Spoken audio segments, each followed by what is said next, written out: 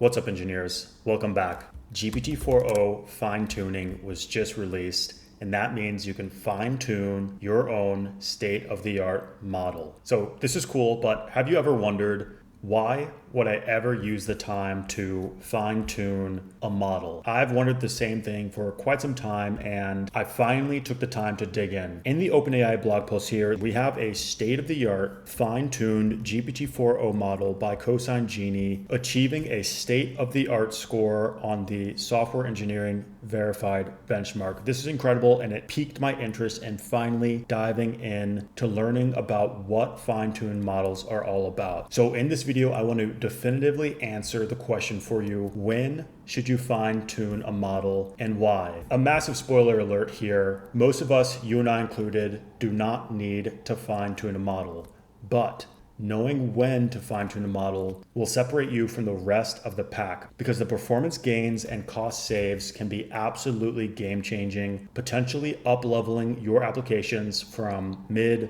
to exceptional. I want to give you 3 concrete pieces of value broken into 3 chapters throughout this video. We're going to look through a legit fine-tuned use case. We'll discuss when and why to fine-tune, and then we'll look at a fine-tuned code base I've created for you so that you can fine-tune any OpenAI model, the current state of the art, and whatever comes next. If you're interested in that, stick around and let's dive in.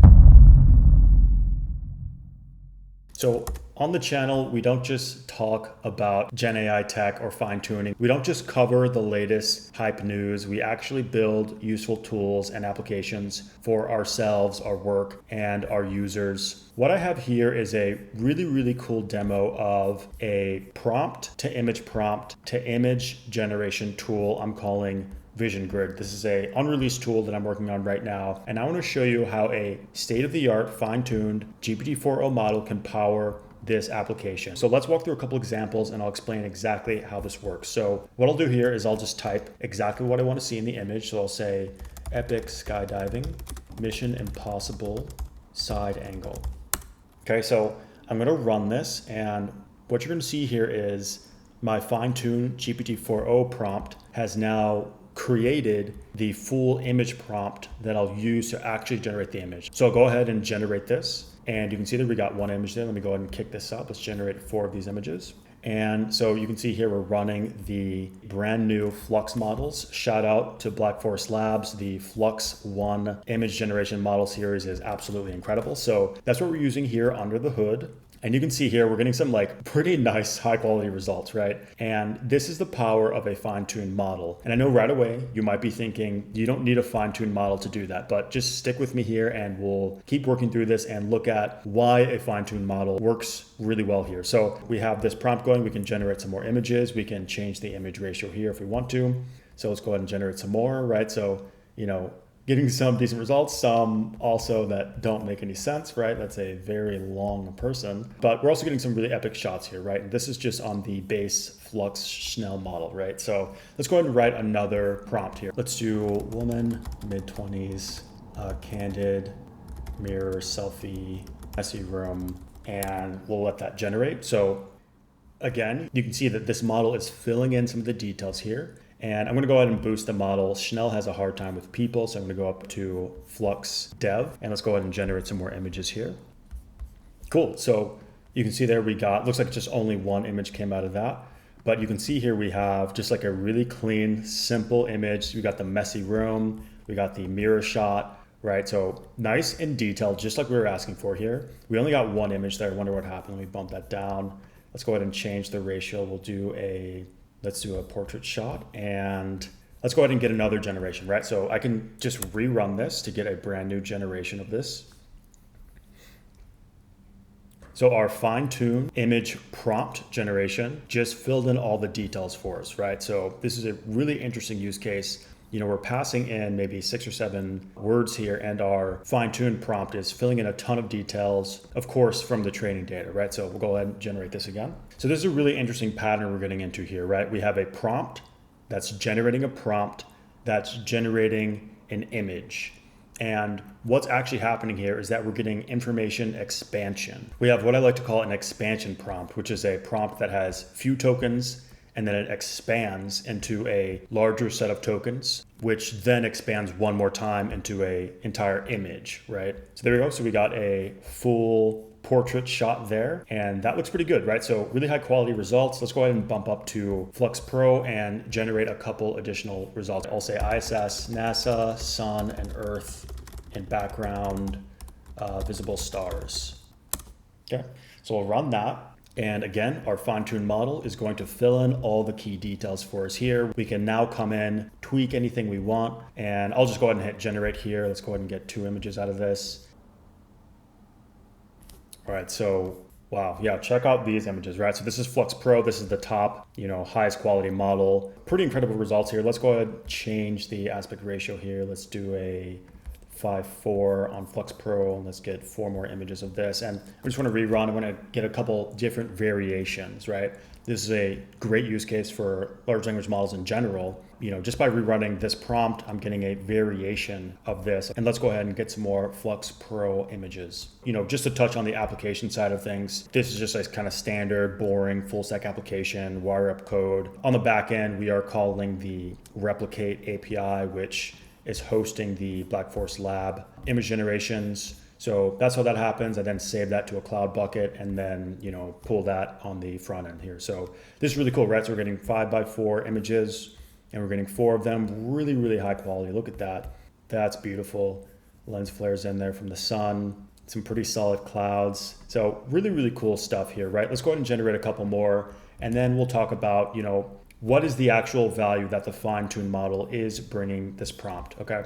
So let's go ahead and do a couple more. Let's say tense group of friends at Coachella, 2 girls, 2 guys. Aiming for some festival vibes here. You can see here a bunch of rich details are coming in the prompt, and I think this is good, so we can just go ahead and generate. Let's generate some straight squares here. So we'll hit generate there on Flux-Pro. By the way, Flux-Pro is costing about 5 cents per image generation. So hit the like, hit the sub, support the channel.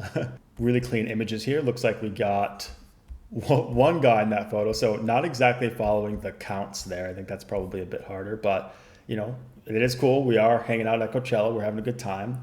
I'm going to try to sneak something in here. One of the things that the Flux models can do really well is they can actually, write text. So I'm going to say in background, lit banner, indie dev Dan is performing. So we're just going to see if we can sneak in indie dev Dan as the new latest DJ popping off at Coachella. So let's go ahead and see if that gets in the background there. But really cool, right? So super lifelike. It's filling in the details, right? It says something about vibrant, intense, right? Blurry photo. That's all there, and yeah, okay, very nice. Check this out. So Indie Dev Dan performing there. The Flux models are really, really impressive. This is, we got 1 guy there. That's good. There we go. 2 guys, 2 girls. Right. So this is probably the winner in terms of instruction following, right? But, really, really cool. It got the text in there, which is pretty incredible. For my thumbnails on YouTube, I use Midjourney, but I'm definitely going to ship out a thumbnail probably for this video using Flux, just because this is really cool, right? To embed text inside of images, really awesome. But okay, so let's refocus on the image prompt, right? Let me just go ahead and run 1 more of these. Let's do something really simple, right? Let's do beautiful mountain landscape surrounding lake. Okay, so just going to generate that, and I'm going to go ahead and drop down to Snell so I don't go broke. Let's go ahead and generate this, right? Flux Snell is really nice. When you're doing simpler things, it actually performs really well. Like, yeah, this is a perfect example. When you're not looking for photos of people or really detailed images, Flux Snell is just so great. And, this is the lowest quality model, and it costs something like 1/3 of a cent for each image. So this is really fantastic, right? Look at that detail. Very rich, very lifelike. We can go ahead and just generate more of these, right? Let's go ahead and run our prompt again. And I feel like when you're doing a lot of image generation, you're not exactly sure what you're looking for, but you're looking for an idea and variants of a similar idea. Having a prompt like this that generates the prompt gives you a lot of value and allows you to iterate really quickly. Just another set of really great shots. Let me go ahead and change the landscape here. Let's do like a big shot here. Let's do 21 by 9, and let's get 4 of these. So yeah, look at that, right? Like just like classic, this is like wallpaper stuff, right? And then we can come in here whenever we want and, you know, just tweak anything we like. I'm going to say we want some more reds and oranges, you know, literally just reprompt it and should see some more red color there. Yeah, look at that, beautiful. And then just for fun, I always like to play around with the models here, see what a higher quality model generation looks like. So actually switch this to 5.4. There we go, look at that, yeah. And of course, you know, Flux-Pro comes out, super rich, vivid images, very colorful, very real, very realistic, very lifelike. Really, really enjoying these models. Big shout out to the Black Forest Lab team.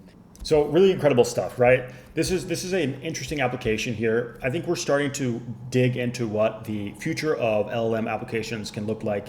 And this is an example of it, where you have series of LLMs and models working together to allow you to do a lot more with less, right? This is the definition of leverage. We type 5 words, it generates, you know, an entire paragraph inside a domain-specific problem. In this case, we're building image prompts that accurately and vividly describe an image, and then we're sending that prompt off to a image model, which then generates a really, really high quality image. So, you know, hit the like, hit the sub, follow the channel, follow the journey as we build out these applications and push the capabilities of generative AI into the future, right? This is what it's all about. This is where things are headed. You have whole chains of these systems. Look at this beautiful image. Wow.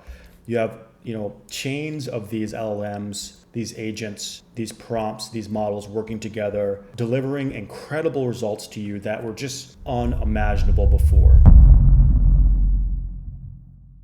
Let's talk about why we fine-tune a model, right? I think it comes down to a couple of things. Let me just start with the high level, right? Why will we fine-tune a model? If you need consistently specific outputs, this is the number one go-to use case for fine-tuning. You might be thinking you can use examples, you can use JSON, you can use structured outputs. You're 100% right about that. This is an additional layer you can add on top of all those things, right? You have to remember when you're fine-tuning, you're actually updating the internal model weights so that you're getting your own version of the model that excels in your specific use case given your specific data, right? So that's the first thing. You need even more consistent specific outputs, okay? Second thing, so you're handling large, complex domain-specific tasks. In this case here, we have a prompt expanding into a larger, richer, more detailed version of itself, thanks to our fine-tuned GPT-4o model. So what we're solving for here with this fine-tuned model, right, the specific domain problem we're solving here is we want information-rich descriptions of our image that we can pass into an image model, right? So that's what we're doing here. So with this model, I'm really focused on specifically the domain-specific task, not really large or complex. And I'm also hitting on this third case here, right? So when to fine-tune, if you want to reduce token usage. So I have created a version of this prompt without a fine-tuned model, right? I think that's a great place to start. You always start with a fully prompt engineered, full example, rich prompt, right? So I have this prompt here that contains a bunch of instructions. It tells my model exactly how to run, how to generate these images, right? So, and then I replaced the base prompt here, and you can see here, this prompt to generate these rich, detailed image descriptions, it's 14K tokens. Okay, so it's massive. When I fine tune this model, I'm passing in these inputs and outputs. You can see here, I'm only passing in however many tokens this is, right? Let's say it's 10 tokens. And then it's generating output of whatever. Let's just assume 100 tokens, right? That is a massive decrease from the 14K that I pass in when I run the prompt manually every single time, right? So this is a huge, huge advantage when we talk about fine-tuning a model. It greatly reduces token usage when you can create test data that closely reflects your domain specific problem, right? So this is a pretty big advantage. You can generate long outputs with this. This is becoming less of a reason to fine tune given the output is increasing. So the last big reason to fine tune is if all the prompt engineering tricks you're doing cannot give you the results you're looking for. I do think that fine tuning is kind of a last case ditch effort to maximize the results out of your model, right? These other reasons to fine tune are also valid, but I think that the biggest reason to fine tune is that you cannot get the results by prompt engineering. Using all the prompt tricks, right? Providing examples, being ultra clear with your instructions, using XML. In previous videos, we learned that XML is likely the best prompt format. I'll link that in the description. We also have talked about prompt chaining and fusion chains. I'll link those in the description. Once all that stuff runs out and you just cannot attain the results, fine-tuning is going to be your last silver bullet. Fine-tuning gives you some really, really incredible results at the cost of upfront effort, building out training data, 50 to hundreds, really you want hundreds of examples. And that means, collecting real rich information to pass into your fine-tuned model test data. So this is the basic kind of high level of it, right? So in the description, I've linked a reusable OpenAI fine-tuning code base that I use to fine-tune my models on OpenAI. It is OpenAI specific. That is absolutely by design. This is going to be the fastest way you can get up and running with your own fine-tuned model. If you follow the list of commands here, you'll be able to get up and running insanely quickly with an example of a fine-tuned model. Feel free to swap out GPT-4o with GPT-4o Mini. OpenAI supports fine-tuning on both models. I've just added a bunch of docs here for you as well, some resources to help you get started. And then, a lot of the things we've discussed here will be in this README as well, right? When and why fine-tune, when to use fine-tuning, a couple decision diagrams here, and then a breakdown of when to fine-tune, when not to, and then a deeper breakdown from each one of the big three model providers, right? So I have OpenAI in here, Anthropic and Google Gemini, pulled some information right from their fine-tuning pages. So feel free to check this out. I also went ahead, added some examples for fine-tuning and examples for just sticking to prompt engineering and prompt designing. So feel free, check out this code base. This is going to be linked in the description for you. This is something that I'll likely update in small patches when needed. The main idea for this code base is just to get you and I up and running our own OpenAI fine-tuned models. Everything you need to know is going to be in the docs here. It's really simple to set up. There are a couple commands here that are important to know. I've got this all running in a clean typer set of commands. So, there's list files, delete files by name, upload data set, list jobs, train model, so on and so forth. I have an example data set here showing you exactly how to structure your training data. Pulling from OpenAI's example here, we have Marv is a factual chatbot that is also sarcastic, and then you place the user message and then you show the assistant's response. And this is how the fine-tuned model is able to learn and train from your data. So I have an example of that. And if you follow these commands, you'll be able to end-to-end train a fine-tune GPT model in literally less than, 2 minutes. So once you walk through this process, at the end, you'll be able to run this UV run fine-tune prompt, and then you'll be able to run your model. So I'm going to type in my model name here. I think it's something like FT something. Yeah. And then we can go ahead and just write a prompt here, right? So full landscape image, snowy lake, winter vibes. Okay, and then it's going to send that to my fine-tuned model, and right away there you can see we got the result.